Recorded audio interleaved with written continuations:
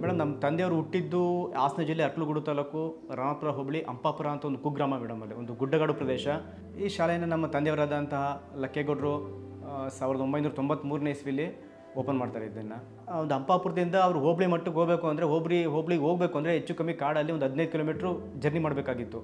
ಆ ಜರ್ನಿ ಹೆಚ್ಚು ಕಮ್ಮಿ 1 ಅವರ್ 2 ಅವರ್ಸ್ ಆಗೋದು. ಕಾಡಲ್ಲಿ ಹೋಗ್ಬೇಕಂದ್ರೆ ಸರಿಯಾಗಿ ರಸ್ತೆ ಇಲ್ಲ, ಒಂದು ವಿದ್ಯುತ್ ಶಕ್ತಿಯ ಒಂದು ಸಂಪರ್ಕ ಇಲ್ಲ. ಹಾಗಾಗಿ ಅವರು ತಮಗೆ ಆದಂಥ ಅನುಭವನ, ಈ ಶಿಕ್ಷಣದ ಬಗ್ಗೆ ಆದಂಥ ಅನುಭವವನ್ನು ಬೇರೆ ಯಾವುದೇ ಮಕ್ಕಳು ಅನುಭವಿಸಬಾರ್ದು ಅಂತ ಒಂದು ಉದ್ದೇಶ ಇಟ್ಕೊಂಡು ಈ ಶಾಲೆಯನ್ನು ಸ್ಥಾಪನೆ ಮಾಡ್ತಾರೆ. ಇಲ್ಲಿ ಸ್ಟಾರ್ಟಿಂಗ್ ಶುರುವಾದಾಗ 8 ಜನ ಇದ್ದರು ಮೇಡಮ್ ಮಕ್ಕಳು. ಈಗ ಹೆಚ್ಚು ಕಮ್ಮಿ 1000 ಇದ್ದಾರೆ ಮೇಡಮ್. ಈ ರೀತಿ ಪ್ರಾರಂಭ ಮಾಡಿದಾಗ 8 ಮಕ್ಕಳು ಕೂಡ ಇಲ್ಲೇ ಮುಂದುವರಿತಾರೆ. ಬಟ್ ಆ ಮಕ್ಕಳಿಗೆ ಇಂಡಿವಿಜುವಲ್ ಕೇರ್ ತೊಗೊಂಡು ಆ ಮಕ್ಳಿಗೆ ಏನು ಸಮಸ್ಯೆ, ನಿಜಕ್ಕೂ ಏನು ಸಮಸ್ಯೆ ಇದೆ, ಕಲಿಯೋದಕ್ಕೆ ಏನು ಸಮಸ್ಯೆ ಇದೆ ಅನ್ನೋದನ್ನು ಮನಗೊಂಡು ಆ ಮಕ್ಕಳನ್ನ ಕಲಿಸಿ SLC ಪಾಸ್ಔಟ್ ಮಾಡಿದಾಗ ನಿಜಕ್ಕೂ ನಮಗೆ ನೆಕ್ಸ್ಟ್ 8th ಕ್ಲಾಸ್ಗೆ ತುಂಬ ಅಡ್ಮಿಷನ್ ಜಾಸ್ತಿ ಆದವು. ಬಟ್ ಅವ್ರಿಗೆ ತಕ್ಕಂತೆ ನಮ್ಮ ಸ್ಕೂಲ್ ಫೀಸನ್ನು ನಾವು ಮೇಂಟೈನ್ ಮಾಡ್ತಾಯಿದ್ದೀವಿ. ಮತ್ತು ಪಾಪ ಅವ್ರಿಗೆ ಕೂಲಿ ಕಾರ್ಮಿಕರು ಅಂದರೆ ಅವ್ರಿಗೆ ನಿತ್ಯ ಆ ದಿನ ದುಡಿದ್ರೆ ಮಾತ್ರ ಆ ದಿನದ ಕೂಲಿ ಸಿಗೋದು. ಹಾಗಾಗಿ ನಾವು ಬಡ ಮಕ್ಕಳನ್ನ ಹಿತದೃಷ್ಟಿಯಿಂದ ನಡೆಸ್ತಾ ಇರುವಂಥ ಶಾಲೆ ಇದು. ಲಾಕ್ಡೌನ್ ಆಗಿರೋದ್ರಿಂದ ಶಾಲೆಗಳು ಯಾವುದೂ ಕೂಡ ಓಪನ್ ಆಗ್ತಿರಲಿಲ್ಲ. ಆ ಸಮಯದಲ್ಲಿ ಏನಾಯಿತು ಅಂದರೆ ಎಲ್ಲ ಪೋಷಕರು ತಮ್ಮ ಮಕ್ಕಳನ್ನು ತೊಗೊಂಡೋಗಿ ಗೌರ್ಮೆಂಟ್ ಶಾಲೆಗಳಿಗೆ ಸೇರಿಸ್ತಾಯಿದ್ರು. ಬಟ್ ನಮಗೆ ಆಗೇನಾಯಿತು ಅಂದರೆ ತುಂಬ ಆರ್ಥಿಕವಾಗಿ ಹೊಡೆತ ಬೀಳ್ತು ಮೇಡಮ್. ಯಾವ ರೀತಿ ಅಂದರೆ ಟೀಚರ್ಸ್ಗಳು ಯಾರೂ ಬರ್ತಾ ಇರಲಿಲ್ಲ.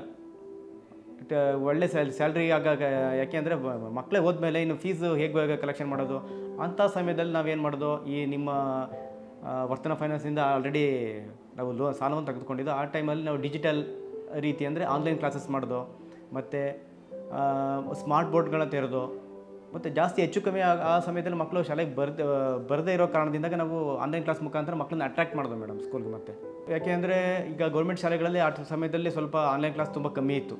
ನಮ್ಮಲ್ಲಿ ಆನ್ಲೈನ್ ಕ್ಲಾಸ್ ಇರೋದ್ರಿಂದ ನಮ್ಮ ಮಕ್ಕಳು, ನಾವು ಸಾಧ್ಯವಷ್ಟು ಮಕ್ಕಳನ್ನ ನಮ್ಮ ಶಾಲೆಯಲ್ಲಿ ಉಳಿಸ್ಕೊಳ್ಳೋಕ್ಕೆ ನಾವು ಪ್ರಯತ್ನ ಪಟ್ಟು ಕೆಲವು ಉಳಿಸ್ಕೊಂಡಿದ್ದೀವಿ ಮೇಡಮ್.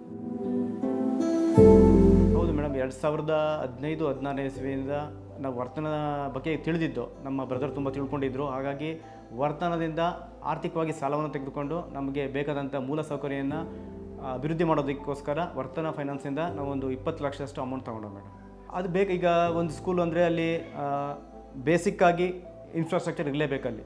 ಯಾಕೆ ಮೂಲ ಸೌಕರ್ಯ ಇದ್ದರೆ ಯಾವುದೇ ಈ ಕಾಲದ ಪೋಷಕರು ಅವೆಲ್ಲನೂ ಗಮನಿಸಿ ಶಾಲೆಗೆ ಅಡ್ಮಿಷನ್ ಮಾಡೋದು. ಹಾಗಾಗಿ ಅವೆಲ್ಲನ ಗಮನಿಸಿ ನಮ್ಮಲ್ಲಿ ಕೆಲವು ಕೊರತೆಗಳು ಇರೋದ್ರಿಂದ ಅವುಗಳನ್ನು ನೀಗಿಸೋಕ್ಕೋಸ್ಕರ ಈ ನಿಮ್ಮ ವರ್ತನ ಫೈನಾನ್ಸಿಂದ ಆರ್ಥಿಕವಾಗಿ ಸಾಲ ತೊಗೊಂಡು ಬಿಲ್ಡಿಂಗ್ ಕನ್ಸ್ಟ್ರಕ್ಷನ್ ಆಗಿರ್ಬೋದು, ಕುಡಿಯೋ ನೀರು ವ್ಯವಸ್ಥೆ ಆಗಿರ್ಬೋದು, ಮತ್ತು ಶಾಲಾ ರೂಮ್ಗಳಾಗಿರ್ಬೋದು, ಮತ್ತು ಡಿಜಿಟಲ್ ವ್ಯವಸ್ಥೆ ಆಗಿರ್ಬೋದು, ಮತ್ತು ಸ್ಮಾರ್ಟ್ ಬೋರ್ಡ್ ಆಗಿರ್ಬೋದು, ಇವೆಲ್ಲನ್ನ ಇಂಪ್ರೂವ್ ಮಾಡಿದ್ದಾರೆ ಮೇಡಮ್. ತುಂಬ ಈಸಿಯಾಗಿ ನಿಮ್ಮ ಎಕ್ಸಿಕ್ಯೂಟಿವ್ ಯಾರೇ ಆಗಲಿ ತುಂಬ ಈಸಿಯಾಗಿ ನಮ್ಗೆ ಯಾವುದೇ ರೀತಿ ತೊಂದರೆ ಆಗದೇ ಭಾಳ ಬೇಗ ಲೋನ್ನ ಸ್ಯಾಂಕ್ಷನ್ ಮಾಡಿಸ್ಕೊಟ್ಟಿದ್ದಾರೆ ಮೇಡಮ್. ಈಗ ರೀಸೆಂಟಾಗಿ ವರ್ತನ ಫೈನಾನ್ಸಿಂದ 20 ಲಕ್ಷ ಅಮೌಂಟು ನಾವು ಸಾಲವನ್ನು ಪಡೆದಿದ್ದೀವಿ. ಈ ಅಮೌಂಟಿಂದ ನಾವು ಈಗ ನಮ್ಮಲ್ಲಿ ಏನಾಗಿದೆ ಅಂದರೆ ವರ್ಷ ಮಕ್ಕಳ ಸ್ಟ್ರೆಂತ್ ಏನಿದೆ ಅದು ಇಂಪ್ರೂವ್ ಆಗ್ತಾಯಿದೆ. ಬಟ್ ನಮಗೆ ಈಗ ಏನಾಗ್ತಾಯಿದೆ ಅಂದರೆ ರೂಮ್ ಶಾರ್ಟೇಜ್ ಆಗ್ತಾಯಿದೆ. ಮತ್ತು ಕೆಲವು ಇನ್ಫ್ರಾಸ್ಟ್ರಕ್ಚರ್ ಅಂದರೆ ಮೂಲ ಸೌಕರ್ಯಗಳ ಕೊರತೆ ಕಾಣ್ತಾ ಇದೆ. ಮತ್ತು ಆ ಮಕ್ಕಳಿಗೆ ಈಗ ನಾವು ಮತ್ತೆ ಅಡ್ಮಿಷನ್ ಮಾಡ್ಕೋಬೇಕಂದ್ರೆ ರೂಮ್ಗಳು ಕೊರತೆ ಇದೆ. ಅವನ್ನೆಲ್ಲ ನೀಗಿಸೋಕ್ಕೋಸ್ಕರ ಈಗ ನಾವು ವರ್ತನ ಫೈನಾನ್ಸಿಂದ ಅಮೌಂಟನ್ನು ಸಾಲವಾಗಿ ಪಡೆದಿದ್ದೀವಿ ಮೇಡಮ್. ಕೊರತೆ ಅಂದರೆ ಮೇಡಮ್ ಈಗ ಇನ್ನೂ ನಮಗೆ ಈ ಡಿಜಿಟಲ್ ಬೋರ್ಡ್ ಆಗಿರ್ಬೋದು, ಈ ಸ್ಮಾರ್ಟ್ ಬೋರ್ಡ್ ಆಗಿರ್ಬೋದು, ಇವು ಇನ್ನೂ ಸಾಲ್ತಾ ಇಲ್ಲ ನಮ್ಮ ಮಕ್ಕಳಿಗೆ.